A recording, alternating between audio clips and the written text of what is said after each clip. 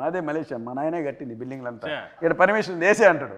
ఇలా ఒకానొక సందర్భంలో మలేషియా ఒక పార్లమెంట్ లాంటిది ఒక ప్లేస్ ఉంది అన్న, ఇది కూడా మంది వేసే అన్నాడు. సరే అని చెప్పి నేను నా మాట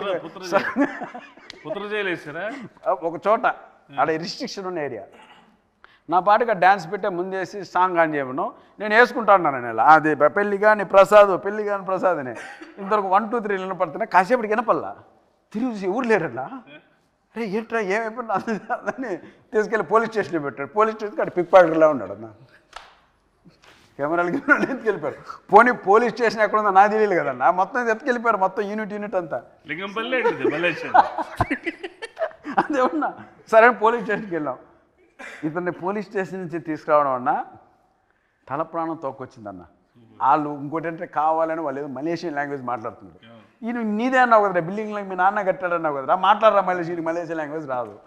ఇంకా ఆ రకంగా ఆ రోజు అంతా రాత్రి పోలీస్ స్టేషన్ పొద్దున్న 3 గంటలకు బయటకు తీసుకొచ్చి అమ్మాయి